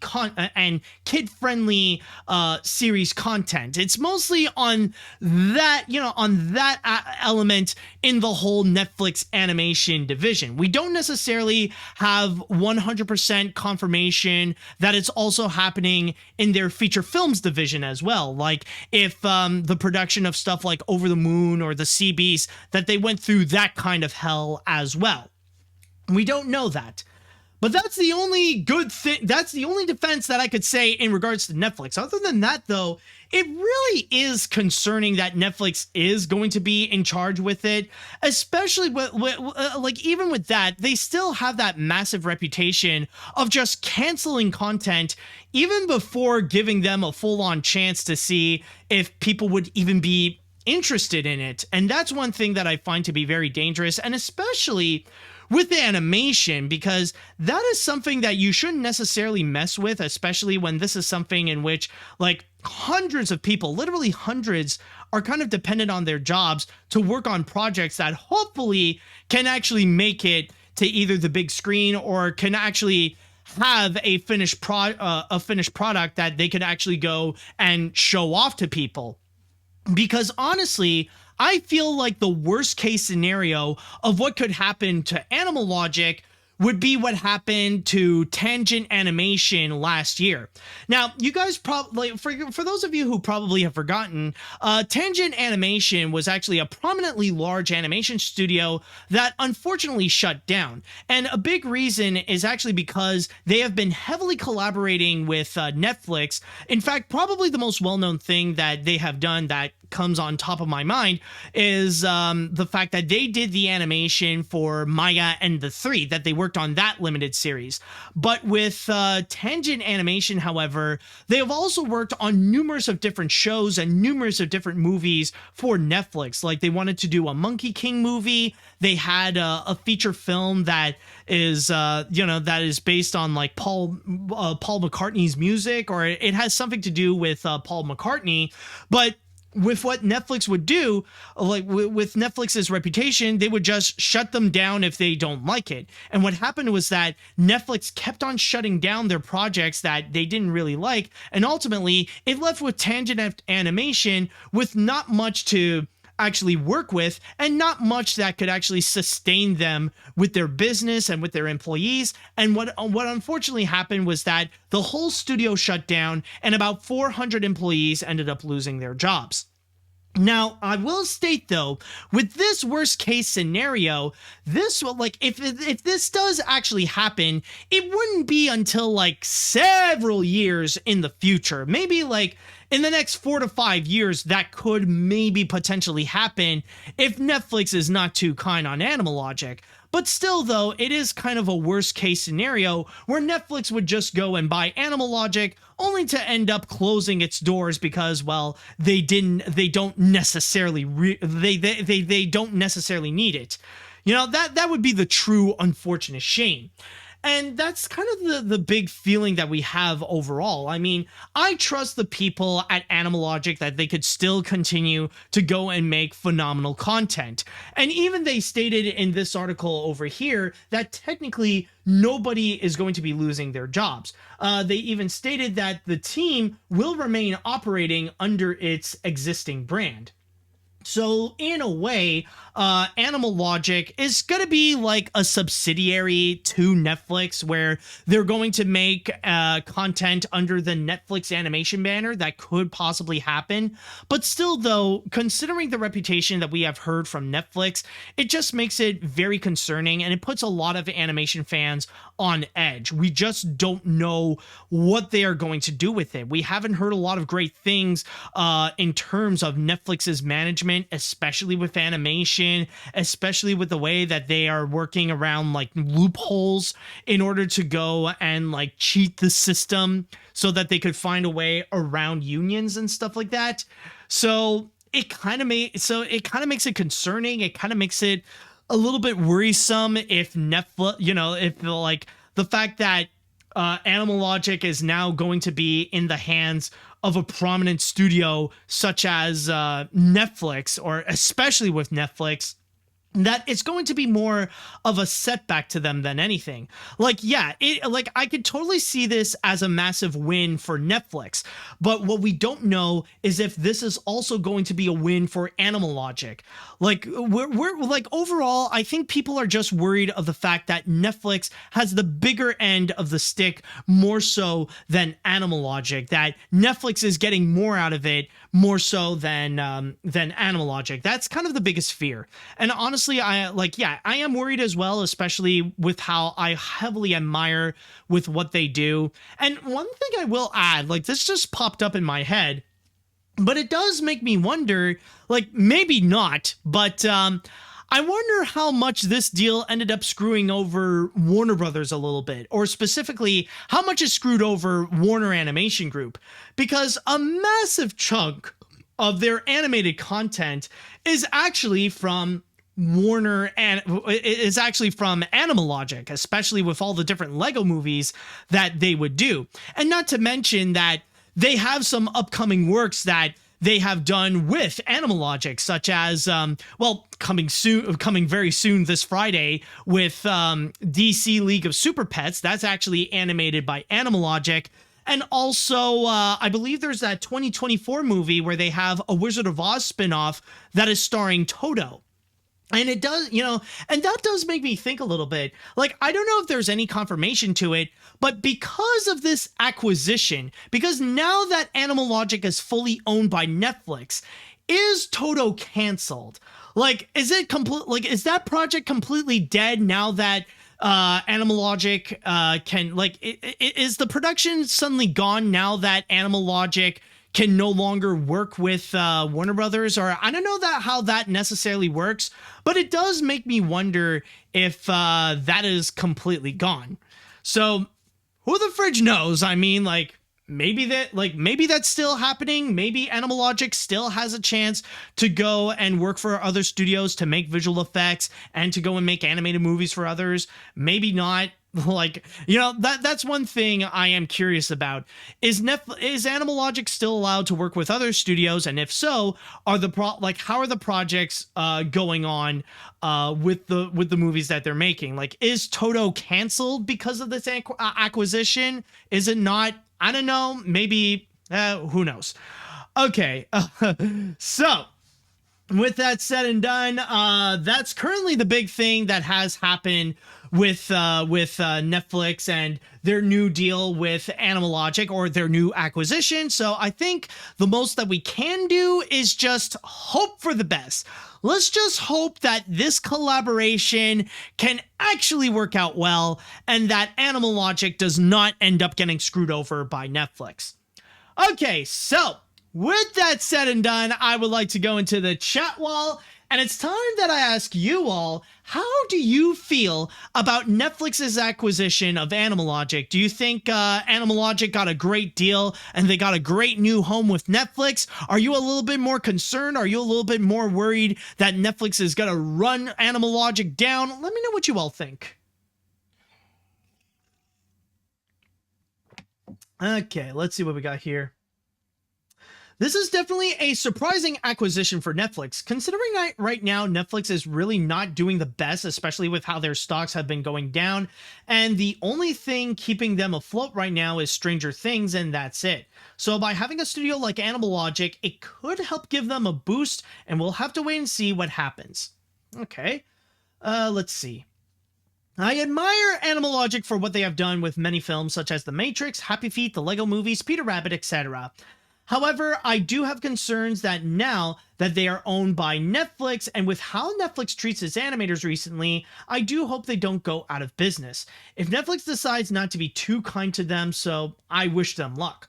Also, didn't Netflix already own Scanline FX, which they worked on Stranger Things? So why do they need another visual effects company?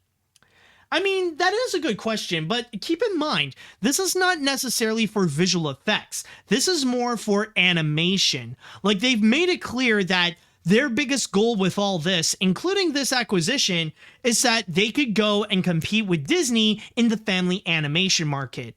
So I think with Animalogic, probably their big goal is that they want to focus more on the animation aspect more so than the visual effects aspect. I could be wrong, but yeah, we'll see. Maybe they did this more so that they don't have to be dependent to go to Sony Pictures Imageworks and have them do the effects for Netflix. Like, they can have an in-house major studio like Imageworks so that they can provide their own visual effects and especially their own animations. Let's see what else we have here.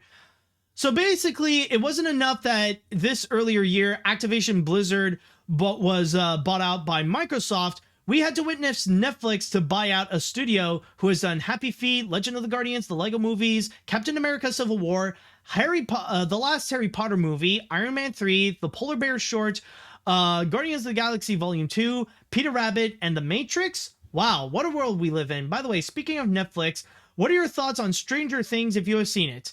Well, that's the problem. I haven't seen it, so I can't really say. Yeah, I know. I'm not that great when it comes to following like major trends or major shows and stuff like that. So yeah, I can't really have an opinion on Stranger Things because, well, I haven't seen it. Let's see. What else we have here? It sounds very concerning and worrisome now that Netflix bought Animalogic. Considering the reputation Netflix has right now, it's pretty scary if they would treat the studio very poorly, much like with Tangent Animation, and may cancel the plans they have. I really enjoy the movies that they make, such as the Lego movies and Legend of the Guardians. I just really hope for the best and that they don't botch it up this time. Fingers crossed. Exactly. I think that's the best that you can do. Let's see what other comments that we have here. With how Netflix has been treating animation and their employees, this news does make me kind of worried. I do doubt that they will shut down, or at least for a long time, considering Animalogic is a much bigger studio than Tangent Animation. And like how you said, this raises a lot of questions about how this affects some of their upcoming projects with Warner Brothers, like Toto, Zero, and Astro Boy. We'll just have to wait and see with how this will turn out for them. Yeah, good point. Let's see. I think I'm going to read one more comment before we move on to our final story. Netflix buying Animalogic. This makes me pretty concerned. I love the stuff that Animalogic has done, like Happy Feet, Legend of the Guardians, and the Lego movies. Hold on a sec. And I admire other works that they have worked on, but I'm worried that Netflix is going to screw over Animalogic and how Netflix treats animators. Yeah, I'm worried that this relationship will be a disaster. This can possibly boost Netflix, but I'm worried the same case won't happen to Animalogic. Exactly. Like, I know we're scared. I know we're very much worried, especially with Netflix's reputation with their business, but all we can do for now is just hope for the best. Let's just hope that this deal can be beneficial for Animalogic and that they could still provide some great content under Netflix. And now, folks, it's been a while since you've heard this, but now it is time that we get into the grand finale. And with this finale, we are going to go back to an old controversy. Well, not necessarily an old controversy. This is one that happened literally last week. And with this one, oh man, instead of instead of trying to build up a discussion about it or build up an introduction, let me show you exactly what happened. Do you guys remember this video?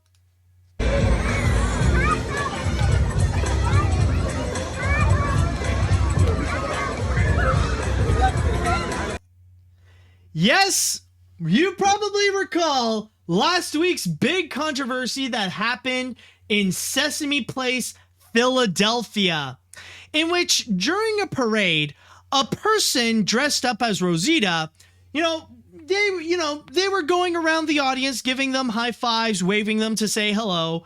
But when it was time to meet up with two black kids, they saw them and they were like, oh, hell no, and just walked off. And the girls were pretty much left with confused and disappointed faces.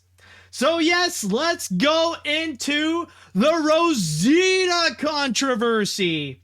So as you guys have seen, Sesame Place Philadelphia has received very significant backlash when a digital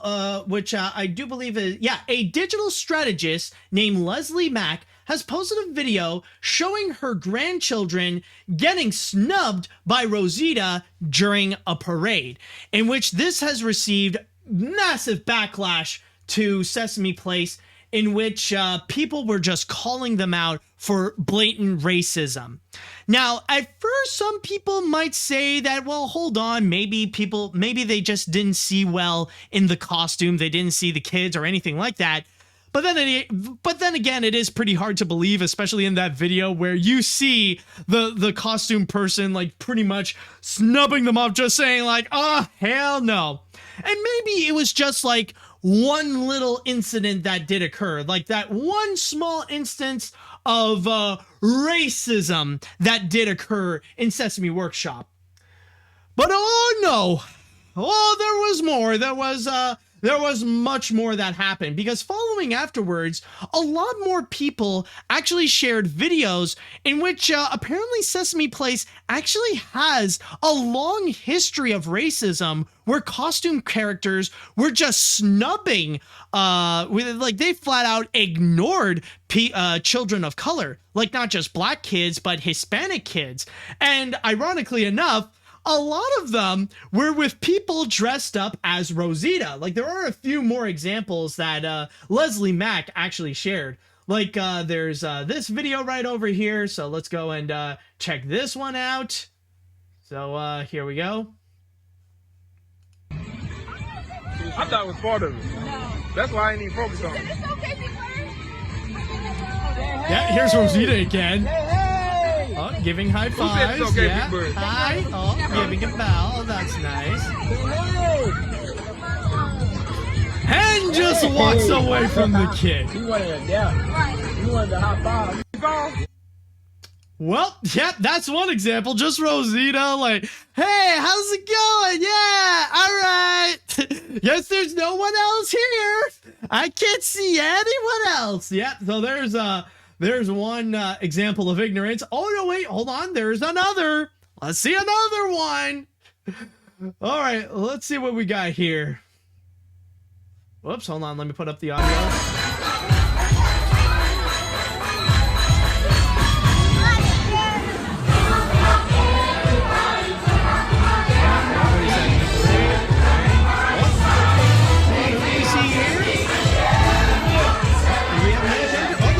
Get a hug, Mom. Monster and just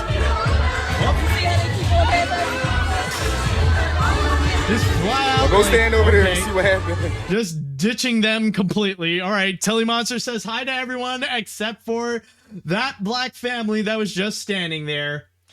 So yeah, this is just to go and highlight that apparently this isn't just like a one-time like screw up. This was a long history. Apparently Sesame Place has a long history of this racism. Now, when the original video went viral, Sesame Place Philadelphia did put out an initial message. They did put out a statement on Instagram in which it states here, our brand, our park, and our employees stand for inclusivity and equality in all forms. That is what Sesame Place is all about, and we do not tolerate any behaviors in our parks that are contrary to that commitment. We are, and have always been, committed to making sure every family and every child has the best possible experience at our parks, and we are incredibly disappointed when that does not happen. Regarding the incident yesterday, the costumes our performers wear sometimes makes it difficult to see at lower levels, and sometimes our performers miss hug requests from guests.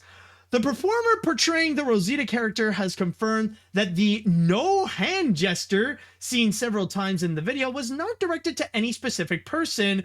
Rather, it was a response to multiple requests from someone in the crowd who asked Rosita to hold their child for a photo, which is not permitted. The Rosita performer did not intentionally ignore the girls and is devastated about the misunderstanding. We spoke to the family and extended our apologies and invited them back for a special meet and greet opportunity with our characters. We apologize to these guests for not delivering the experience they expected, and we commit to do our best to earn their and all guests' visit and support. Well, that is actually very nice of them to say. There is one little flaw with that statement, however. None of that is true.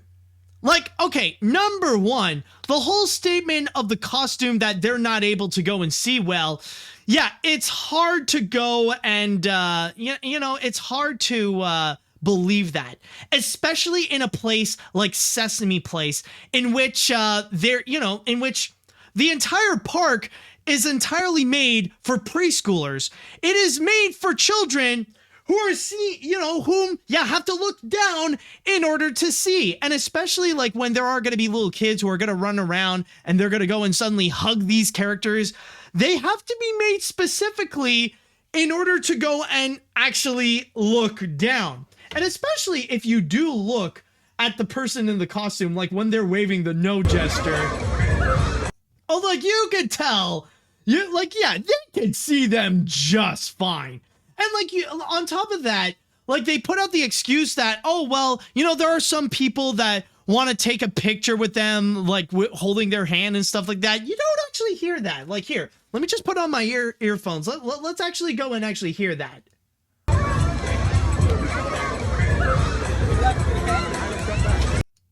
Like you don't actually hear someone say, Rosita, can I take a picture? You hear none of that.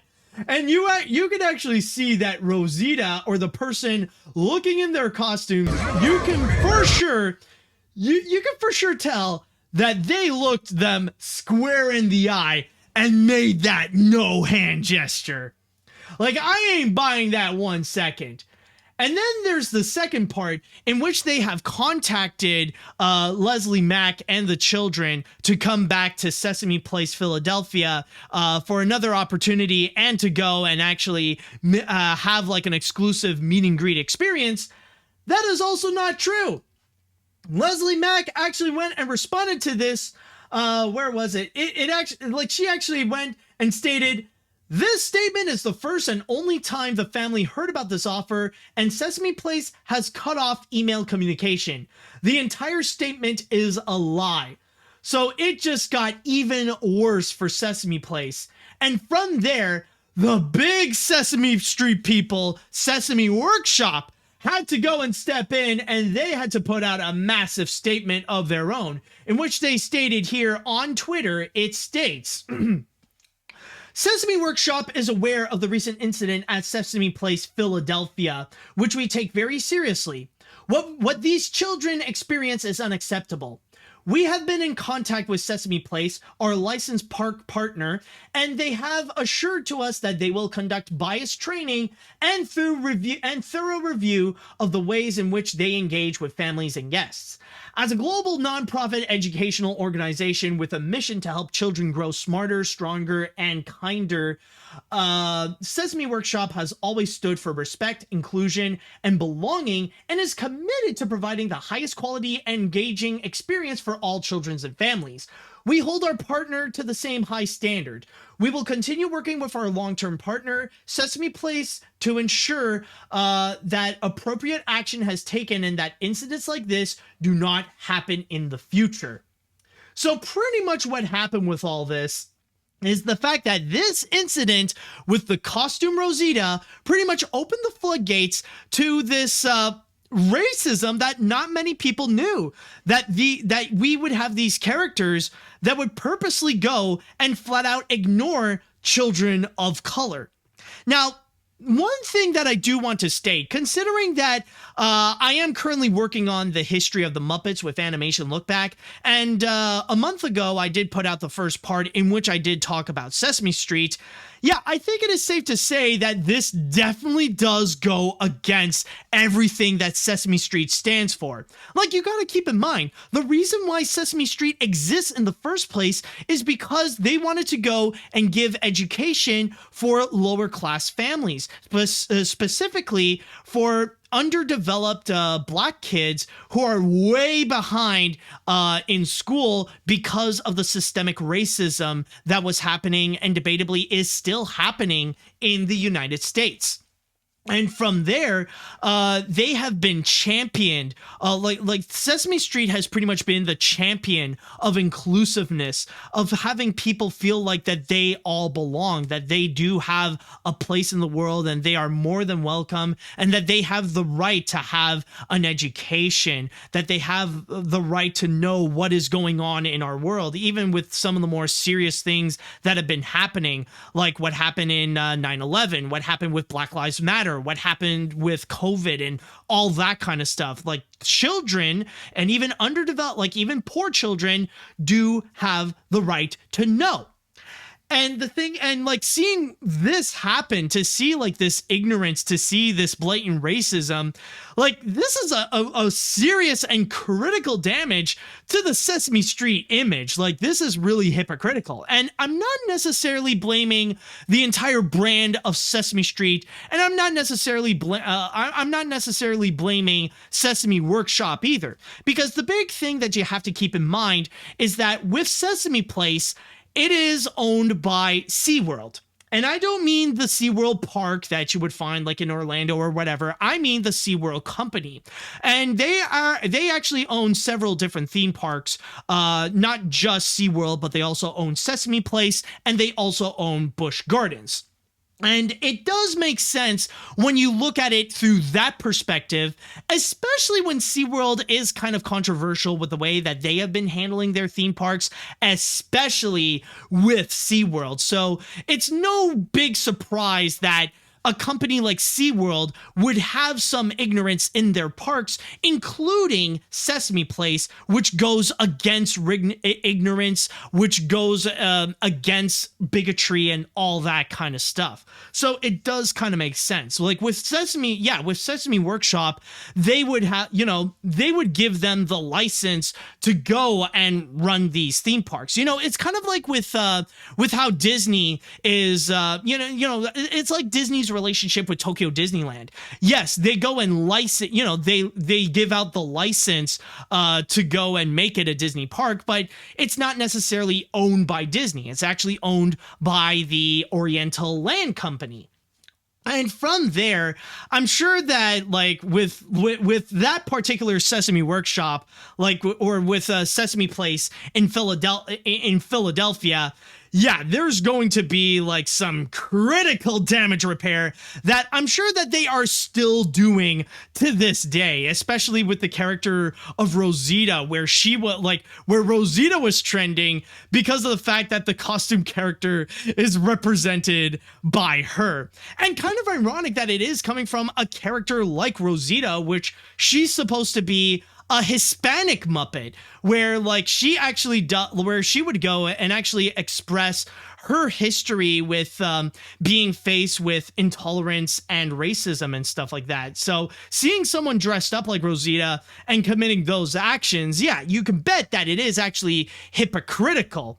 And also, one thing that I do want to add about the situation is that not only, even if you do take away the element of racism into this, like, even if this whole situation is about race, this whole thing is absolutely terrible because of, like, what we are seeing here.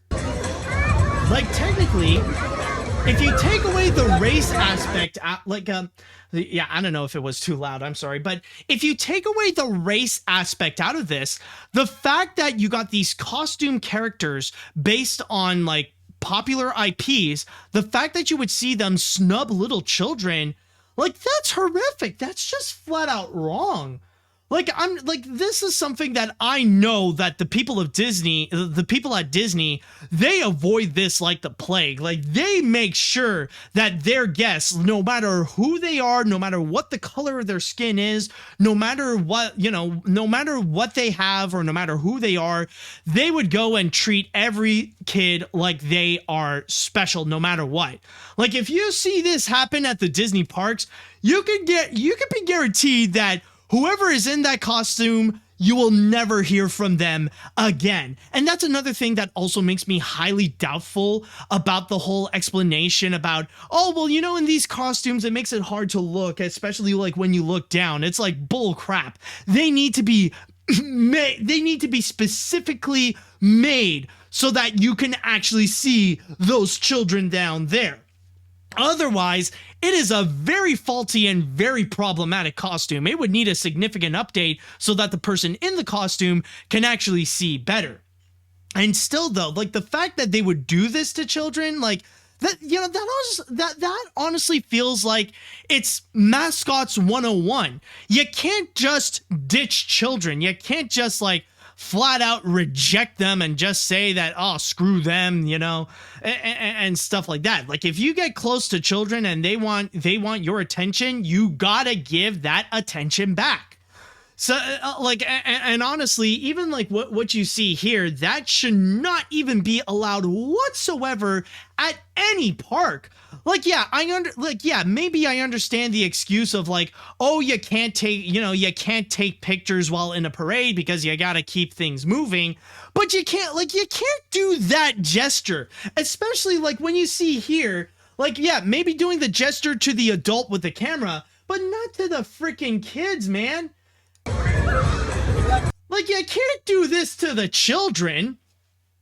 Like that, that's honestly like a one-way ticket to get out of a job. Like, that would honestly be the only excuse that I can understand that isn't race related, is that the person in the costume is ready to quit their job. They just said screw it, and they're just hoping for a moment like this that someone can film them so that they could have a reason to just get out.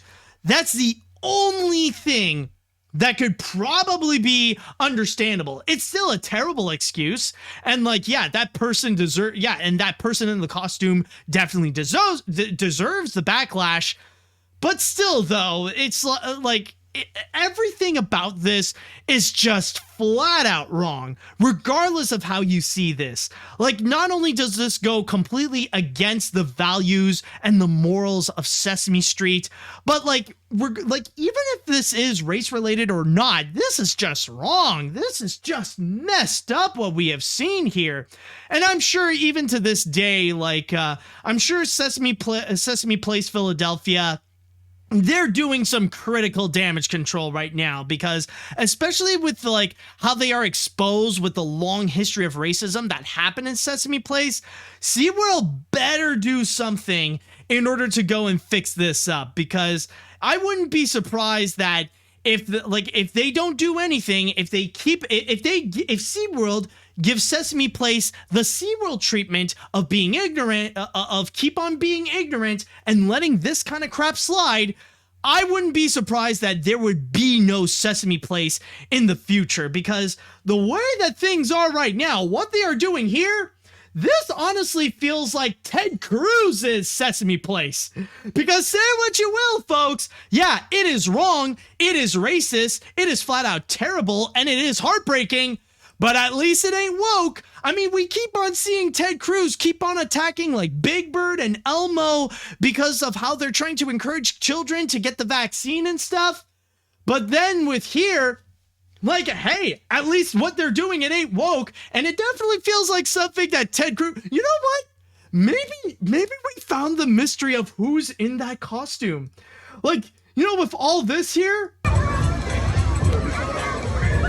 it's Ted Cruz. It's flat out Ted Cruz in that costume going, hey, how's it going? Hey there, friend. Oh, black kids, please don't touch me. We've solved the mystery. We know who's in it. Maybe it's not a managerial issue. Maybe it's not Sesame Place's fault at all. It's just Ted Cruz in that costume going around just ditching the black kids and only serving to the white kids. We found it. We've cracked the case here. Oh, boy. Okay, so with that said, though, I would like to go into the chat wall, and I would like to ask you guys, what do you think about this entire controversy? What do you think about the whole backlash that Sesame Place is receiving because of this, I guess we could call it the Rosita incident? Let me know what let me know your thoughts on all this. Okay, so let's see. I've been to Sesame Place multiple times, and I've never seen anything like this before. This is just very sad, and their apology is just really fake and just want to sweep it under the rug. I wish that employees get fired and Sesame Place would just give this woman a refund. It's just sad, to be honest. Also, funny story, Cookie Monster didn't give me a high five in the parade, and I'm not black, and I became really salty about it. Exactly. That's the thing. Exactly. Like, regardless of what race you are, if you end up getting ditched, if you feel like you're ignored by a costume character, like, it can leave a pretty nasty impact. So again, like, even when you look outside of the race aspect, being snubbed by a costume character, it is not fun. And that is very much problematic, especially for the theme park that's running the place. Let's see now. Seriously, I remember going to Sesame Place as a young child, and even as even as a Hispanic child with autism, wasn't greeted with that disgusting snub. I had no idea about this racism behind the scenes, which makes this even more scary to me. I'm honestly convinced that the person who was in that Rosita costume is a Trump supporter, and they absolutely deserve to be canceled and fired. Just ridiculous. Yeah, I think, well, honestly, I don't honestly know. Like, like, I may joke of the fact that it is, like, Ted Cruz in there, or maybe, like, Ben Shapiro, or whatever angry incel, like, that absolutely rants about Sesame Street for being woke or whatever. Like, yeah, I could joke about that, but we're not, like, we don't actually know who is in that costume. And honestly, one thing I do agree is that, yeah, they definitely do deserve to be fired, because especially in especially even more than Disney, at Sesame Place, you should not snub any freaking child. You should not ignore them. You should not make them feel like they're invisible. Trust me, it's never an enjoyable feeling. Let's see. This is very disappointing. I honestly feel sorry for those children who were ignored by the Rosita meet and greet character. Personally, I don't believe Sesame Street or Sesame Workshop, and the fact that it is associated with a brand like Sesame Street is disappointing. So I am hoping there will be a change to Sesame Place and that the person in the Rosita costume is fired. You know, honestly, you know what I can imagine in the future, though? What they're going to do is that they're going to have a Rosita, like, whoever is going to be in that Rosita costume, they will make sure that they will say hi to every single kid in there. That they will make sure whoever is in the audience, they will get a high five. They will get a hug, no matter who it is or whatever. They might even bend some rules, and even during a parade, they have to take a picture with the kid. So yeah, so whoever's going to be in that Rosita costume, the pressure is on, because Costume Rosita has a pretty nasty reputation right now. Okay, let's see. This is quite ironic and sad because of multiple things. The person in the suit is ignoring minorities, and also the fact that the white person in the suit ignored a Hispanic, despite the fact that Hispanics and white people share the same ancestor and speak the language in the same family. And also, Sesame Street was made to promote diversity, yet the people in the suit treated the minorities unfairly, and it's just sad. And yeah, and I think that's one of the big reasons why it went so viral as it is, because what we have seen here goes completely against the morals and the values of Sesame Street. The fact that they're supposed to be very inclusive, and we see this very exclusive or anti-woke action happening at Sesame Street. It's just flat out wrong. Let's see. Right. Dear Kermit, these stories are just so infuriating. Does it also happen at the Disney parks or in any major animation theme park in the US or even around the world?